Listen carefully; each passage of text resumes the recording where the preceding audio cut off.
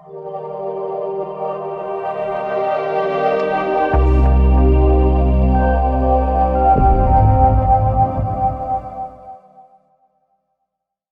everyone, welcome to SAMA, a weekly series which invites an expert to talk about their area of expertise. Today we are very lucky to have Dr. Lauren Tessier to talk about mold and mycotoxins. Lauren is a naturopathic physician. She combines naturopathic, functional and integrative medicine to address the entire person.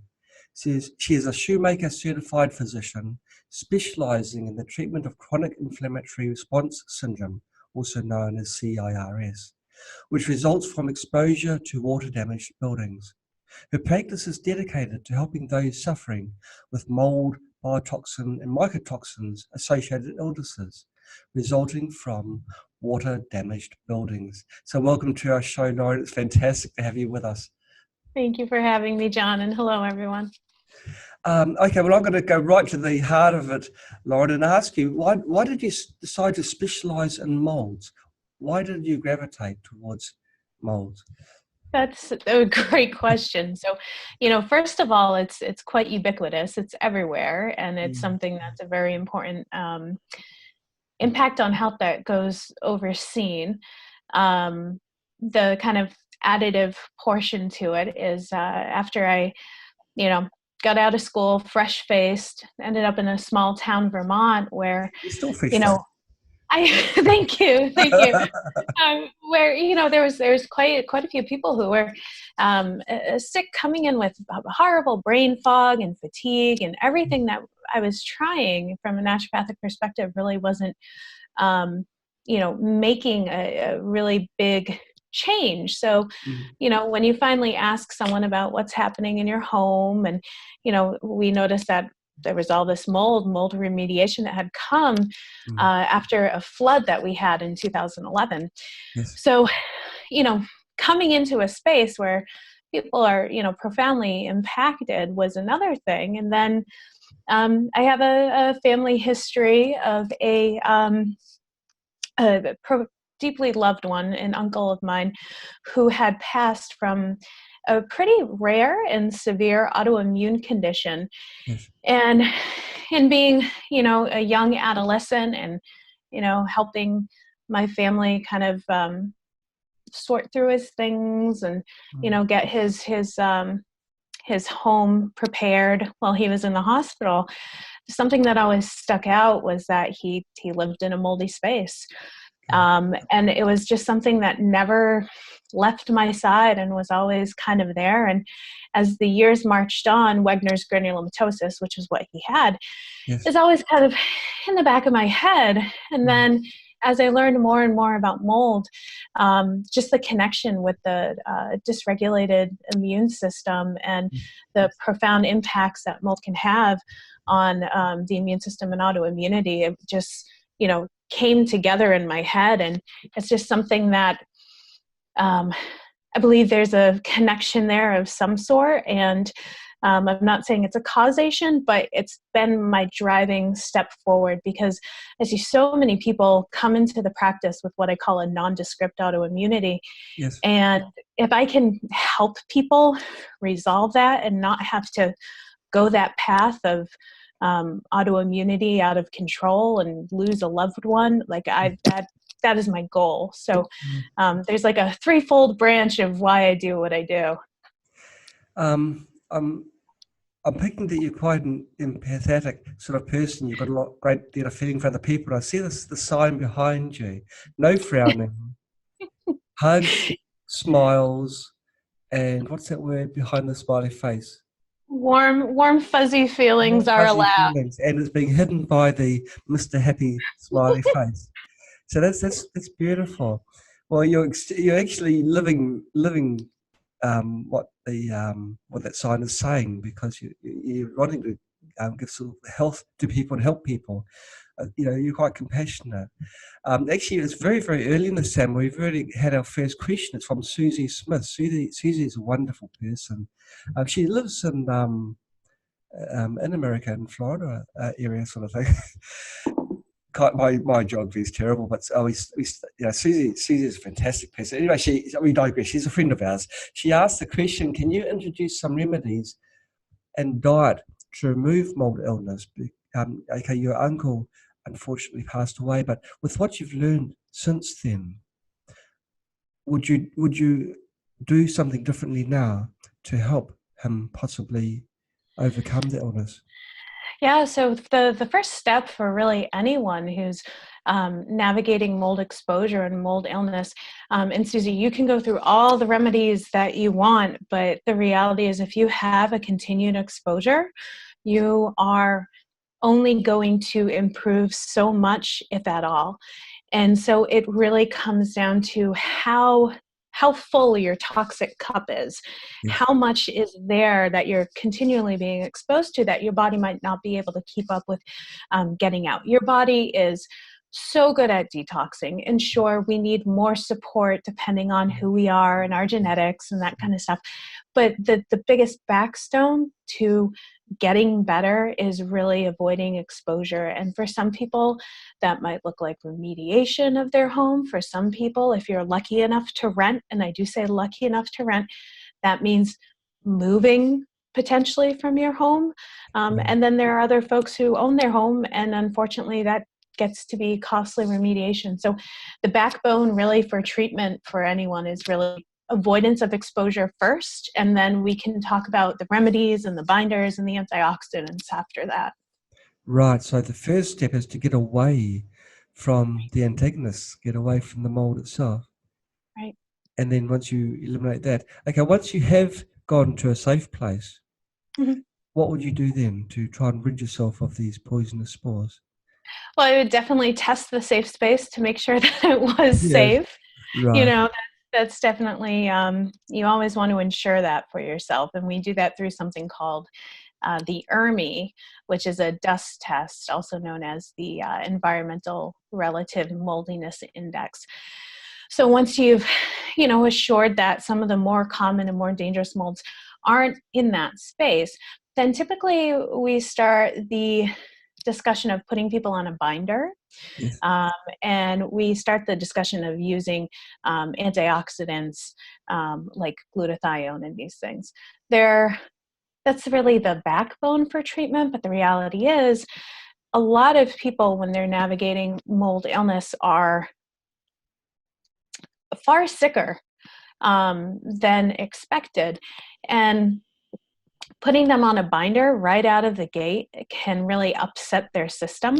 Yes. So for a lot of people, there's a lot of preparatory work of helping to open up their detox pathways, helping to kind of heal the gut first, so that way the gut can deal with the detox and the liver understands the process of the detox, and then you can start to slowly detox them and then add in the binders. So depending on how sensitive these people are or what else is kicking around in their body, with co-infections and things like that, it Right. can get quite complicated.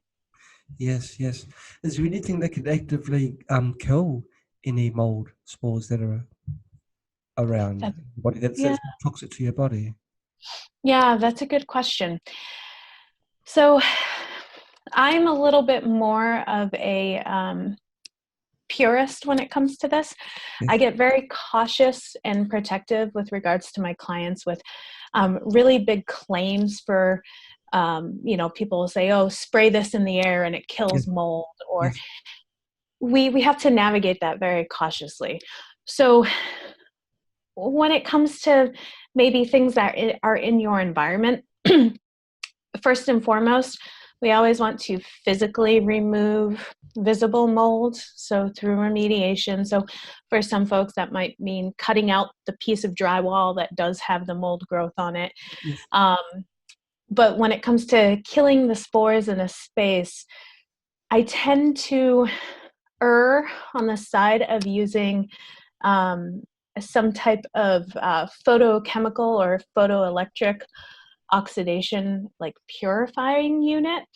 And the reason why is, rather than using an air filter that's going to kind of hold on to things and catch them like a net, these purifiers that have essentially a emitting light source that helps to degrade those strong bonds in the mycotoxins, and also to help degrade the spores. They actually do the service of breaking down and killing the spores themselves. So, when you're working on killing a mold in an area, I tend to go a little bit more high tech, and I might suggest a purifier, but so long as remediation is firstly taken care of. Yes, yes. Just how dangerous is household mold? Like, everyone knows that it's not very good for your health, and you've talked about your uncle. Is common household mold as dangerous as that? Well, there's a lot of different common household molds. In reference to that test I mentioned, the ERMI, that looks at the most common 36 molds that are found in households across the U.S. Gosh, 36 different types. Yep. And it might vary from, China to England to, New Zealand. So at least the ones within the home on an ERMI, those are the ones that we know can have some type of detrimental human health impacts. And of those, the most concerning ones tend to be your Stachybotrys, or your really popular black mold. That is the black mold. Wallemia is another concerning one, Cladosporium, Chaetomium, and quite a few of the Aspergillus and Penicillium. So some of these molds, we have to ask, why are they dangerous? Quite a few of them do produce mycotoxins, and we can talk a little bit later on about what those are. Sure. And some of them are actually agents of infection in the human body. So, one might secrete a toxin, and the other might do really well trying to colonize your sinuses, or, infect your lungs even. So it really depends on how the mold gets into the system, what it does in the system, and how healthy you are to tolerate it. If you walk into a house and you can't smell mold, does that mean there's no spores in the air? That's a really good question. That's a really good question. So usually the smell that we're catching is what we call an MVOC, microbial volatile organic compound. Right. So a gas that's kind of hitting up against our nose, letting us know there's something there. First and foremost, not everyone has the best sense of smell. Secondarily, there's not always molds that are going to secrete that. And I'm not aware about certain mycotoxins smelling a certain way. But yeah, there can still potentially be mold in a space, even if you don't smell it. I do encourage patients to really pay attention to how they feel when walking into a new space. A lot of people who are mold sensitive will say, oh man, I'm in here and, my brain fog is going, or I feel really fuzzy, or I'm having difficulty concentrating, or I have a headache, or, my postnasal drip is starting. So even if you can't smell it, sometimes if you're mold sensitive, you do have these little giveaways that can give you a hint if a place is safe or not. Right. And sometimes the smell is very strong. I've been walking through a neighborhood and smelled it it's everywhere, which brings me to this next question. If you are walking past a house which is quite severely moldy and you can smell it, if you can smell mold, is it a danger? Even if you're just walking on the sidewalk, do you have to hold your breath and just? I like being cautious with people. I think there's too many risks in life to be dogmatic and to over alarm people about inherent risks. We could say the same thing about walking past a gas station, and smelling gasoline. You don't rush past gas stations, then, I take it. I certainly don't take my time, but that's just me then. Yeah. One of those things where everything in life has an inherent risk, and you really need to kind of be aware of kind of what you're willing to sacrifice and how stressed you're really going to make yourself about it. So maybe if you're walking by a home, sure, you pick up the pace. But if you're having to go into that home and dialogue with someone in there and sit there for a half an hour, then I think it's reasonable to really think, do I really want to go in here? Do I really want to expose myself? Right. We're live streaming on Facebook. Hi, Facebook. And many people that are watching will be wondering, well, how will I know if I have a mold illness?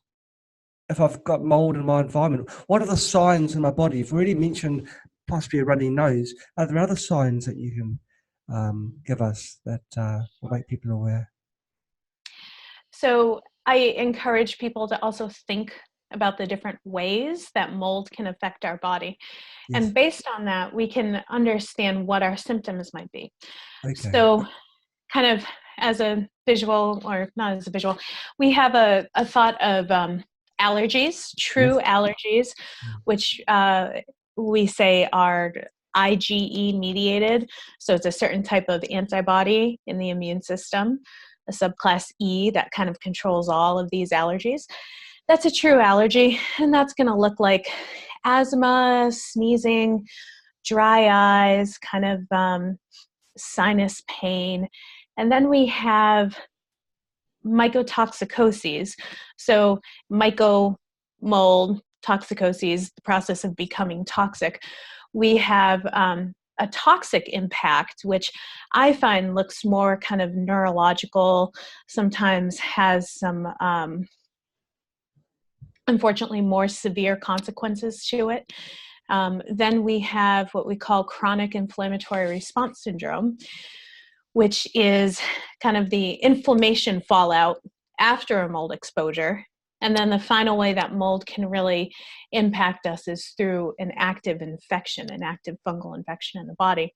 And so depending on how the mold is interacting with your body, our symptoms are going to look slightly different from one to the other. Okay. I guess if an illness is very slow in its onset, it'll be hard to pick it up. You can see a change, sudden changes, but if the change is very slow and insidious, and I'm picking that mold as the latter, where things can happen sometimes slowly over a period of time. Health issues. Yeah, and that slow, insidious process can be really hard to grasp. That's why a lot of the folks that I see, they'll say, we'll sit down, we'll take a really long history, and I'll say, well, when did you start to feel nasty? And they'll say, well, it was in 2013, and then we'll finally kind of bring it together. We moved into the new house in 2012. There was a water intrusion event in the middle of 2012. Then I started with a headache, and then maybe my libido fell off, and then, the brain fog really got worse. And then one day I couldn't feel the left side of my body. Like, it comes so insidious. You're absolutely right. So insidious and slow that it really takes teamwork between the provider and the patient to really pinpoint where the issue may have started. If someone's wanting to move to a house, are there things that they should look out for? Are there certain house designs which ring alarm bells to you, or certain areas, like don't live in this part of the States, or try if you do, then try and go in poles so you're off the ground? Are there things to look out for? How much time do we have? Well, let's start walking down the path, and we'll deviate off it if we run out of time. Yeah. I think that I always say, look up, look up, look up, look up, look up. Look The up. first thing you do if you're looking for a space that you either want to tell if you want to live there, work there, rent there, whatever, look up, check the ceiling, see if there's stained ceiling tiles, see if there's paint separating from the ceiling, see if there's staining. Staining can look brown, yellow, gray. You might even see visual black mold. So looking and paying attention to that, paying attention to the floor, seeing if there's any kind of warping in any of the hardwood floors, or seeing if like a carpet is excessively stained. On the walls, checking once again for that paint bubbling or even wallpaper peeling away. checking around windows, anything that sits into the wall of a home, or kind of what we say breaches the exterior. You always want to check and make sure that that's really well sealed. You know, any type of if you put your hand up to it and you feel a temperature gradient between, you know, the wall and really severely between the window, then you might have a nice hint that you have a draft coming in. And anywhere that we have big temperature gradients, we have the possibility of condensation happening. Right.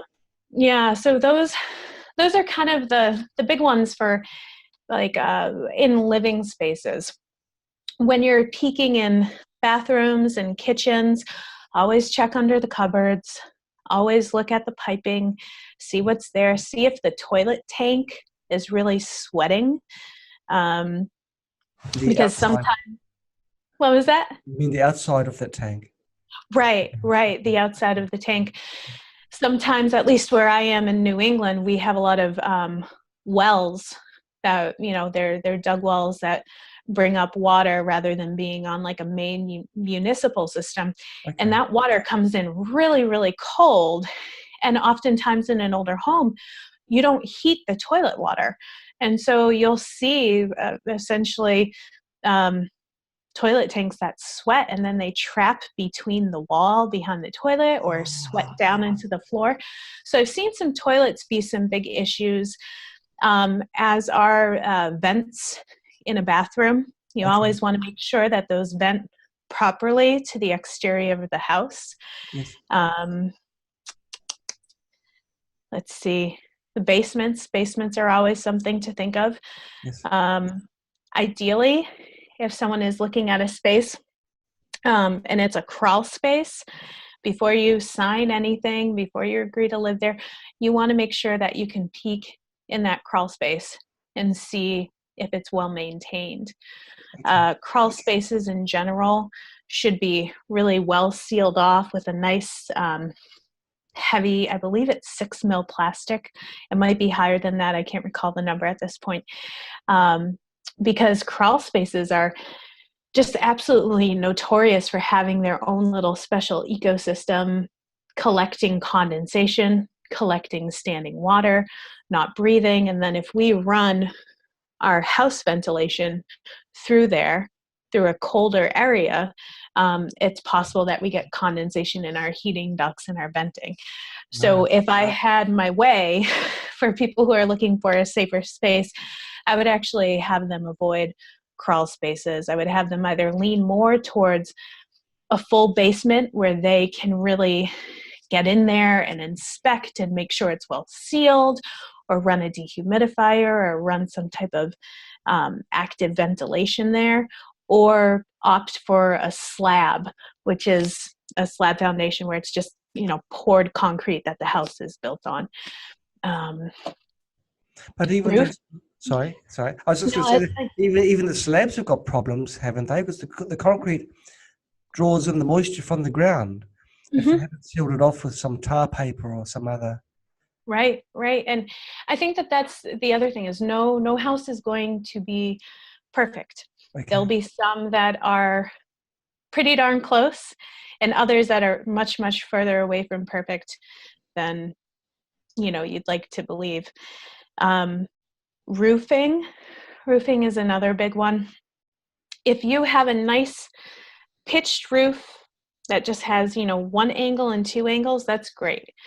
If you have a really fancy roof that has, you know, the angle and then the angles over the different fancy windows, and there's lots of different lines to the roof, more lines invite the opportunity for more leaks for sure. Okay. We worry about skylights too. Skylights, anything that's going to kind of put a hole up through that roof, you probably want to avoid. So simple roofs, and you also want to stay away from a flat roof too. Flat roofs are notorious for holding and collecting water if their drains aren't appropriately maintained year round. Yes, and roofs have got a habit of being quite high. And so it's not something, they're above eye level, one might say. So people don't often go up there to check the drains. check that Yeah, in. you got to be brave to do it. Sure, Or sure. you got to have someone who's willing to do it for you. Yeah. Yeah. And at least in New England, or places where we get a lot of snow, um, snow or rain, I remind people, the way the water flows off of the house is really important. And that includes snow too. So we always want to make sure if you do have gutters that they are cleaned out seasonally, or else we get ice damming, or, big, huge icicles that end up just kind of slowly leaking into the interior Oh, God. eighth of the house. Yep. Lovely. Yeah, wonderful. So, there's so much that people can really learn about how to kind of look for what might be signs of mold issues, or how to best prevent mold issues in a home. And at my website, Life After Mold, there's a nice little pop-up there, and there's a Mold Prevention 101 booklet that people can just type in their email address and then download that booklet. And it kind of gives a nice lay of the land of everything that I've just talked about. Great, great. I guess it's important to buy a house that gets lots of sunshine. Nice, Yeah. warmer Mm-hmm. environment, so it's not so cold inside. Right. Okay. Now, mycotoxins, you promised to tell us about them. Yeah. Now's a fantastic time to roll that onto the table. Sure. So go ahead. Oh, Ask no, away. myco, you taught us myco is mold, toxins being toxins. That's the toxins from the mold. Mm-hmm. If you could explain why they're so bad. Sure. So mycotoxins are really, really, really small molecules. We call them low molecular weight. And because they're so small, and because they're mostly nonpolar, or what we say, they're in a ring structure. If there's any chemistry nerds out there, they pass really easily through fat soluble structures. And the outside of our cells have our fatty membrane, right? Yes. Our nervous system and our nerves have that fatty membrane, our myelin sheath. So we find that mycotoxins have this phenomenal means by which to move in and out through the different compartments of the body. And because they're so small, they really like getting in there and hanging in there for a while. Mycotoxins in general, they are thought to be the immune system of molds. We're still not quite sure, microbiology speaking, why they're made. Supposedly they're not necessary for growth, but we do know that they act as a certain defense for molds. And in particular, we think that they might be something called a virulence factor, Yes. where they kind of allow themselves to secrete this toxin and kind of kill off any of the competing cells around them, including other molds, bacterias. And in doing so, they get to settle into this nice little niche where they're not being competed against. So we actually think that mycotoxins might act as a virulence factor for aspergillus infections, maybe in the lungs or things like that. Still kind of a new developing working theory, but that's one of the things that we think they're there for. And our understanding of what mycotoxins do actually go back to the discovery of penicillin with Alexander Fleming. How he, we all know the story where he went in, he plated his bacterial plates for the weekend, left them on his bench with the window open, and in blew some mold spores. And then he comes back on Monday and he sees that where some of the mold that was inoculated from the outside landed on the plate, there is a ring of no bacterial growth there.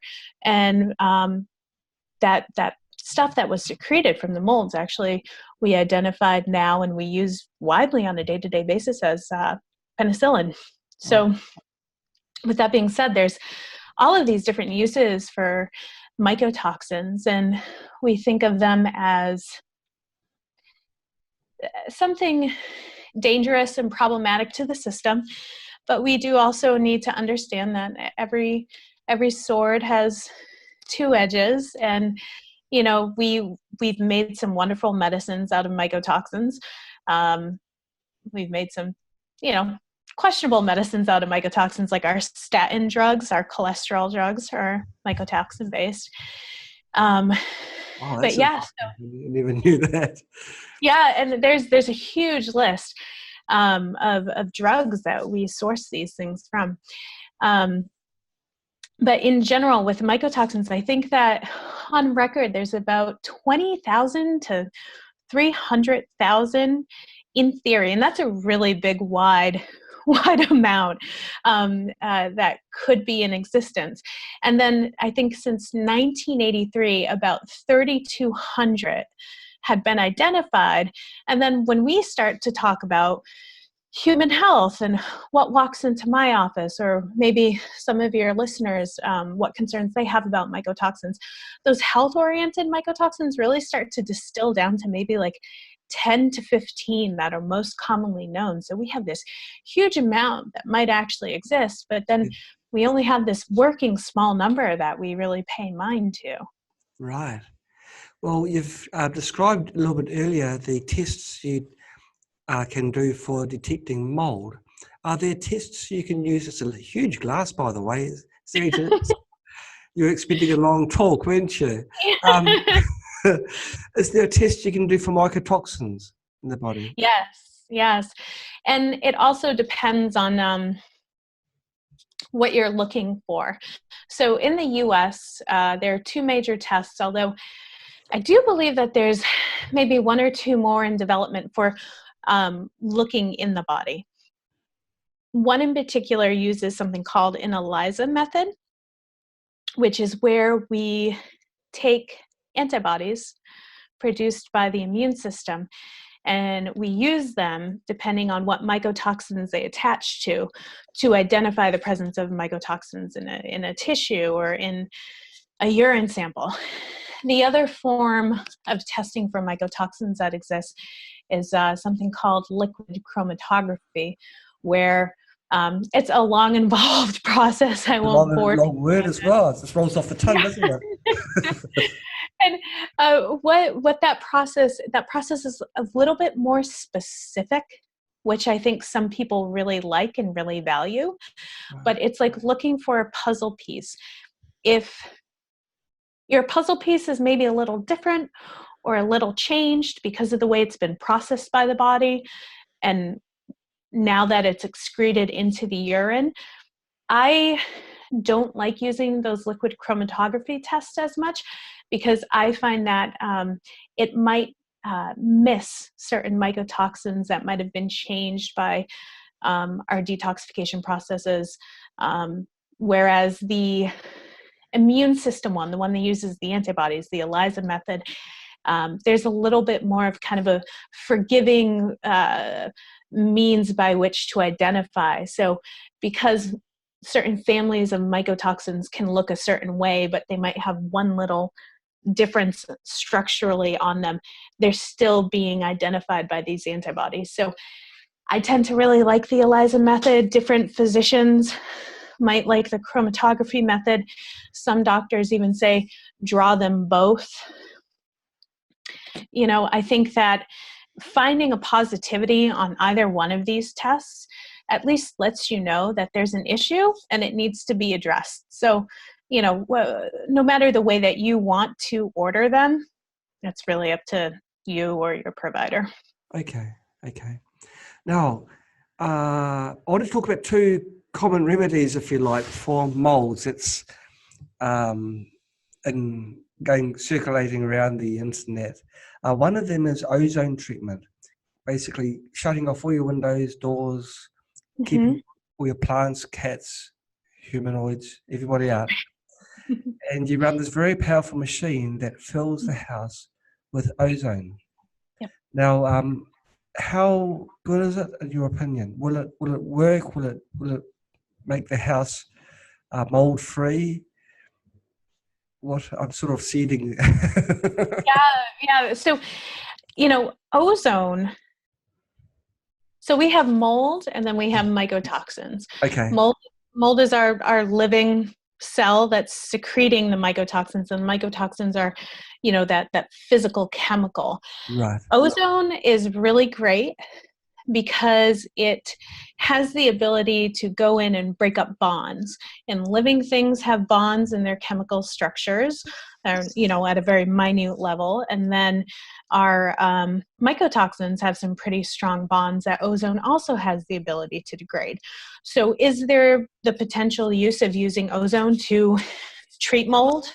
Absolutely. And to break down mycotoxins? Absolutely. We even know that we use ozone in some cases to break down VOCs, the volatile organic compounds. So there's a time and place for ozone for sure. But part of that remediation that I keep laying into, if you have a piece of drywall that is corroded and falling apart and is not structurally sound, and you lock up your doors and you blast ozone into the space, I still worry about what might be there, what might have not been completely cleared out. And then what I further worry about is, did you fix the leak in the roof that's been allowing that slow water intrusion? If you haven't, then you're just going to have to keep blowing ozone into your space over and over. The dangers of ozone is that, it's a respiratory irritant. And with that being said, I know a lot of your listeners use ozone therapy, and if it works for them, I am in absolute support of them. But I do know that for some people, you can go into respiratory distress with ozone. When you're using ozone as a remediation tool, it dissipates pretty quick. So I actually worry a lot less about someone going in and what we say ozone bombing a space, as opposed to someone who has like a little machine set up on their desk that just constantly spits out ozone into their local area. Okay. So it's not a bad thing, but just you need to be careful, I guess. Right. What you're saying. As with anything, right? As with most things, yeah. And if you can't be careful, just watch out. Now, another thing is garlic. Now, you've already explained how mycotoxins aren't living, and the question was going to be, can garlic kill aflatoxin or mycotoxins in the food? Well, they can't be killed, but can it negate it? I don't have the research specifically for that. I am not aware of garlic negating mycotoxins, and it's always a long-winded answer with me, John. I'm sorry, and for your listeners, it's always a long-winded answer. Garlic is it offers sulfur. Yes. So that's why it's so stinky, right? It offers a good amount of sulfur into the system, and our bodies use sulfur for a good component of our detox. So while it might not actually be able to break down and degrade and destroy those mycotoxins, there might be some type of detox benefit to having garlic in your diet as you're working to detox those from your system. Okay. So again, it's got to be good. But be careful. Yes, I suppose that if you've got a high burden of toxins in your body and you're doing anything to remove the toxins have got to go through the body's pathways, excretory pathways. So I guess you've got to take things slow, especially if you are compromised in other areas and right. that aspect. Now you specialize in the treatment of chronic inflammatory response syndrome, CIRS. Can you explain to us in more detail, what is it and what are the common symptoms of that? Sure. So with CIRS or CIRS, let's say you have lots of, in New England, it's a horrible habit we have. We call them burn piles. And it's a curious thing where we'll take all of our yard waste. And sometimes for the more creative folks, some household things will go in this fire. And we'll have these big bonfires to burn things and get rid of. What ends up happening as we usually need to put an accelerant on it. So people will put maybe like a gasoline or something to start the fire. If you think about starting a fire in the system and having an accelerant, it's not too far off from CIRS. So when I think of CIRS, I think of mycotoxins being the gasoline, the accelerant that really starts the fire and gets it kind of up and going. And we know that the accelerants can burn off pretty quick. So, you might start a fire and the gasoline burns off, but then the fire keeps going. So for CIRS, I like to equate it to that, where, that the initial trigger, that thing that kind of got everything started, could be burnt off. And the result, that fire, that inflammation that keeps going in the body, that's literally the chronic inflammatory response syndrome. So the perturbing thing doesn't have to be there any longer. And so when we think of what really entails chronic inflammatory response syndromes, the inflammation is really the key, the out of control inflammation. And inflammation is something that our body needs. It's how we fight infections. It's how we signal that our body's in distress. We need these things. We've evolved with these things, but at some point they should turn off. They should power down. We should go back to a status quo. But for these folks, their fire just keeps burning, and it can manifest in quite a few different ways.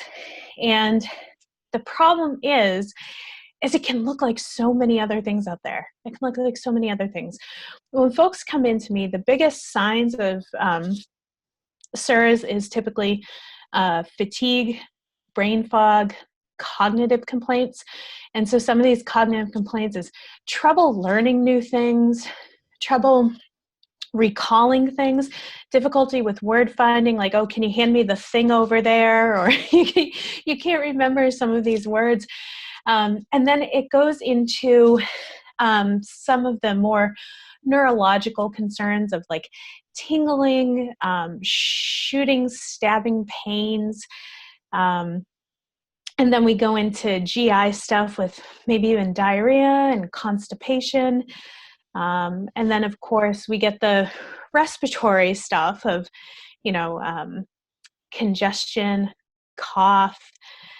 And when you sit down with someone who has CIRS and you actually go through the things in their body that are their biggest complaints, they are just checking the boxes for every system in the body, for the GI system, for the nervous system, for the respiratory system, even for, some of the cardiac symptoms.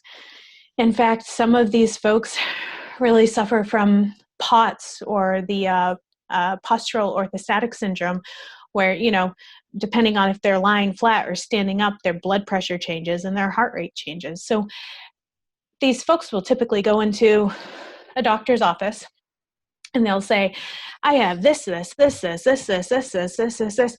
their doctor is totally taken back. They're how could all of these things exist in your system? How could this all be happening at the same time? And the reality is, it's the inflammation that's just run amok throughout the entire body, so that it's multi-system, so lots of different systems in the body, and multi-symptom. And, that's how these people present. Like, they present almost as, I hate to say it, but, what looks like a medical impossibility to some physicians, Sure. So the regular physicians, if there is such a person, what would they do in that situation? Would they just issue some antibiotics and tell them to go home and find a dark corner somewhere and just rest it off? What do they have the understanding that you do?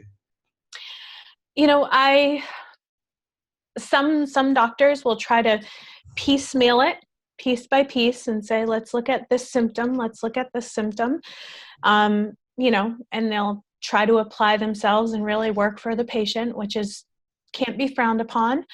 For other doctors, they'll put the patient on an antidepressant because they can't possibly believe that, one disease state can cause all these issues. And I see that more often than not. Gosh, the body's screaming for help, and Right. the doctor gives earmuffs. Yeah. Yep. It's the way the body communicates. Oh gosh, it's amazing. Now, is there a test you can do for CIRS that is proof positive you have got a chronic inflammatory response in your body? Yeah, the danger there is proof positive. So there is some sticky nomenclature around chronic inflammatory response syndrome. Yes. So typically, I think we need to start with the concept of what is diagnosable and what is not. Okay. If you go into a doctor's office and you have high blood pressure, there's what we call a diagnosis code, an ICD-10 code, which means that this is a diagnosable condition. It has a name, it has a way it's diagnosed, it has a way it's treated, and it exists in all the medical paradigms that are international throughout the world. Something like chronic inflammatory response syndrome does not have a diagnosis code. And so it also makes giving someone that diagnosis code very difficult. And then when we also don't have a specific code for an illness, the same way we don't actually have a code for chronic Lyme disease, let that sink in. That's why so many people are underserved when it comes to Lyme disease. When we don't have representation of a disease, it's also very difficult to have the tools to diagnose and the tools to treat. So when you're navigating chronic inflammatory response syndrome, there are a handful of tests that you can use to say, are these representative of the inflammation that we would see in this syndrome? And unfortunately, it's like a constellation. And of that constellation of positive tests, you really only maybe need, 3 or 4 of those tests to be considered to have chronic inflammatory response syndrome. So to go down through the list, we have something called C3A, we have something called C4A, we have MMP9, we have MSH, we have VIP. It's starting to sound like alphabet soup, but the reality is And the VIP all of sounds those, quite important. right, yes, absolutely. And it actually is. That's the ironic part of it all. But when we go through that list, not everyone needs to have all of those positive.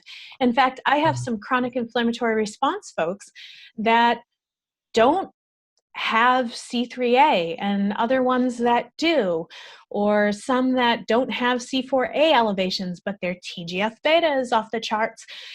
One of the testing parameters that I have found to be the most helpful when I'm navigating this is the TGF-beta 1. And we can do all the other inflammatory marker testing. It gets really expensive. Sometimes they're negative, sometimes they're positive, which adds a whole other level of confusion. But with TGF-beta, the reason why I like working with it is it tells us about your T cells in your immune system, these little guys specifically called your T regulatory cells, and how just functional they are. And you want them to be regulators. You want them to go in and keep a tight control over you either going too autoimmune or too allergic in your reaction. And so by seeing what your TGF-beta is doing, you can really have a grasp of just how well controlled and well behaved your immune system is. So, there's lots of different markers that you can run for CIRS. Not all of them are going to be positive. Not all of them are going to be negative. But if there's one that I really, really love for folks, it's the TGF-beta 1. It sounds like there's a bit of an overlap between those tests and testing for Lyme. Like if someone's got, and so it must be very hard. Is there a commonality between the two, in your opinion? Testing-wise or symptom-wise? Symptom-wise and possible cause-wise. Whether a tick bite introduces mold into your bloodstream. Hmm. I think that symptom-wise, we see a lot of that same neurological complaints. Okay. And we know now that Lyme, it's only an infection really in the beginning. And after that, it's that inflammation fallout. It's the body reeling and trying to say, what is this bug here? It's not quite an active infection, but it's certainly making many, many people sick, but they're not running a huge fever, they're not having the rash day in and day out. So Right. there is a theory that Lyme can also potentially be a biotoxin illness. That's kind of what we call CIRS too. It's another phrase for it, is biotoxin illness. um, I have yet to be aware if a tick bite can kind of introduce mold Okay. into someone's body. But, we certainly know that ticks and insects are vectors for viruses and bacteria and spirochetes. So I'm just not clear about that. Right. Uh, with the discussion today, one thing that really has struck me is mold is common, mold is prevalent everywhere, and Mhm. B, it's astounding that there's no regular testing for the mycotoxins which the mold produces. For just about every state in America, there'll be moldy houses, as an example. People who live in them almost certainly will become sick, and almost certainly over a period of time. They go to a doctor, and there's no regular testing procedure or method of testing. Go from this test to this test to this test, as you do with other illnesses. But it's so common. Mhm. I find it hard to believe. So hard to believe. And there's always curiosity about what the motivation is behind there. I have concerns that if mold is recognized to be as far-reaching as I know it to be, as I believe it to be, I really think that we would just have an absolute pandemic on our hands. I think that we are aware of how dangerous mold is. The research with mold and mycotoxins really started in the 1940s in the agricultural industry and in the zoological, where like, We're the last. like the reason why though is because there's money in agriculture. Like we need to keep our livestock safe and healthy, and we need to keep our food system profitable. So of course we're going to do everything within our power to do that. And so, unfortunately, the human race has come second to that. And yeah, I worry about just how far reaching that mold illness really is. And I also worry about the implications, and do we hit a point where, do we link atherosclerosis and that chronic inflammation of our blood vessels to chronic mold exposure? I don't know. We think of chronic illness as coming from inflammation in general. Like, Yes. could mold just be an inflammatory trigger for the basis for lots of things? Maybe. So I also get, kind of curious about why we don't want to pay attention to the inflammation that mold causes. As a doctor, you'd be well aware of the same drug for animals will be perhaps 1/10 the price of exactly the same drug for humans, but in Yep. a smaller dose, of course. So Mm-hmm. the animals have got it good, haven't they? They do. They absolutely have a good. And they have someone else paying for their medical bills too. Unfortunately. Yeah. Now, for anyone that has doubts as to how dangerous mold is, just leave a nice firm piece of fruit out. It can be an orange, a nice firm orange out in a damp place, and let mold do its work. And they can see the mold breaking down the cells Mhm. in the orange. And then it's science 101, in fact, even before this. And so it's very simple to imagine what damage it does to your own body cells. If the mold gets into your body, it's going to be the same thing. The mold is going to start breaking down the cell walls. And then once the cells are compromised in that way, it's all over. It's So really, it's unfathomable how there's just no standard tests. B, the treatment seems to be rather lackadaisy. Yeah. And so you You need know, more people like you to actually start making some noises. Hey guys, or setting up procedures for testing. right. Right. And I think the more confusing part is, like we said, when we're going through all the different ways that mold can cause issues with allergy, mycotoxins, infections, CIRS, and then there's even a funky one where people could technically have like an intolerance to it, the way people have an intolerance to food, but not quite an allergy. You know, there's so many different ways that mold can interact with the body. And when you have a fungal infection, you take antifungals. You Yes. know, and when you have mycotoxicoses, you got to get those toxins out. You have to bind them up. So I think there's also confusion for folks about, they think mold is mold, but the reality is there's different ways that it interacts with the body, and that adds a whole other level of confusion for how it gets treated and identified. There's many parts of America that get hit by hurricanes. Mm-hmm. Hurricanes, rain, floods. We hear about the water damage, but you never really hear about the mold, the lingering. Mm-hmm. Is mold an animal or is it a plant? Oh, that's another good question. I was then struggling what to continue on my rant there. I'm not sure that's... Yeah. So when we think about back to biology, we have our different kingdoms, where we have our animal kingdom, we have our plant kingdom, and then we have our fungi kingdom. So it's actually an entirely different kingdom of species. But you're right. Our hurricanes come through, Yes, and they cause lots of water damage, and then we don't really talk about the fallout. But I have a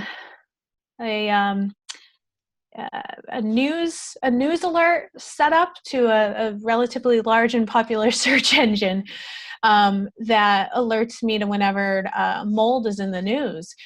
And you'll see these little things pop up where there's a doctor in North Carolina who's trying to alert people to the mold dangers months after they've happened with the recent flood. Or there's a dormitory at a college in another state where students are fighting to get representation and to be heard. So these battles are happening, but they're happening on such a quiet and hushed level that the media just doesn't pick it up. Is it because there's not the money in it, in the research and the treatment? Probably. Probably. I hate to be a believer in conspiracy and pointing fingers. Yeah, but it's not a conspiracy.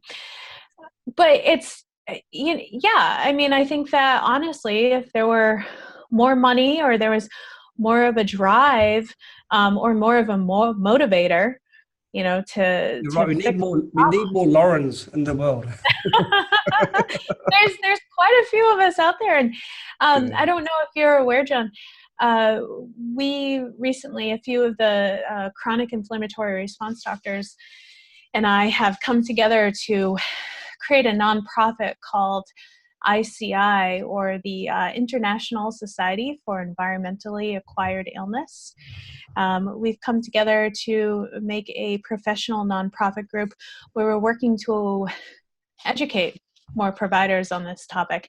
And some of the doctors who are involved in it, really popular names in the mold community: Neil Nathan, Jill Carnahan, Sonia Rappaport, Mary Ackerley, Kelly McCann, just a lot of phenomenal docs who we're really working to make a change at the level that we can impact. So that way we're educating more providers, and we're kind of working on getting this organized front set up.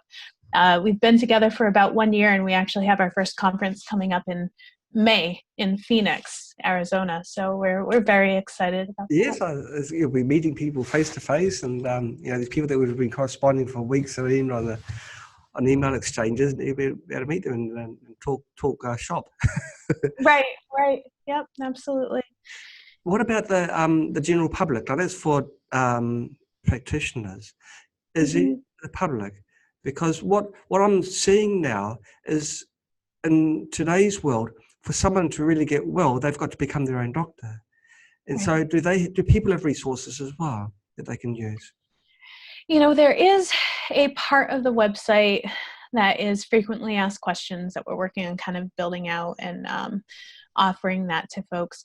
I believe the first, just because we're understanding what we are and navigating this process, the first conference will be closed and will be for providers, but we encourage patients to tell their doctors about that. If their doctors seem interested, come and get their training. So that way they can help more folks. But, when I think about what's out there, there's so many great blogs out there that have been managed by people who have also navigated these mold waters before. And of course, it's so late here. Some of them are escaping me right now. But Biotoxin Journey, I believe, is one of them. Health Rising, I believe, is another one. There's so many people out there who have navigated this process, and they have so much wonderful and beautiful information up for people to help navigate. Even Self-Hacked, the Better Health Guy with Scott Forsgren, that's also another great outlet for people to kind of learn how to be their own advocate and help navigate this process. Great. Now, you have warned me that you give long answers. Now, you haven't dominated the conversation. That still was my job this time, but I'll let you have the last word. What single piece of advice would you give to our viewers who may be thinking they've got mold or they know they've got a mold infestation? What is the best piece of advice you can give them? It could be something you've mentioned already, but what's the most important in your mind? Stay calm. Yes. And find a support team. I think the biggest concern that I find, people manage, people will figure out how to find a safe place to live. Some people go to the desert and stay in a tent. If it's seasonal, some people will stay in a tent outside. Some people will find a friend's house to stay in. The biggest concern I have for people is to not operate from a space of fear and just perpetuate that stress on themselves. I am a big believer of Maslow's hierarchy of needs. He was a part of the psychology movement, and his concept is that we have kind of this pyramid of needs, and really our base need is food, shelter, and support. And there's something to be said when you shake that foundation for someone, all of the other things, their social interactions, their work, their money, all the things that get stacked on top of those really basic needs just get shook to their core. And there's so many people who are scared or alone, or heck, even their spouse doesn't believe them or their family doesn't believe them. And that happens, and it's real. And if that's happening to you, find a community, find someone who believes you, find someone who supports you, and use the strength that you guys can develop together to navigate what you're going through. Because as soon as you hit that point where you feel helpless and you feel lost, and that is so hard to pull out of. It is so hard to pull out of. So I just ask that when there is an issue and you're thinking that it could be an issue, really work to find your support team and find strength in yourself and know that it will be okay and you will figure it out. Fantastic advice. Dr. Lauren Tessier, thank you so much for coming onto our show. You've taught us so much. And now our viewers can become proactive. Yes. In part of looking after themselves. Thank you once again. Thank you so much. And goodbye to Facebook viewers. Bye, everybody. Thank you.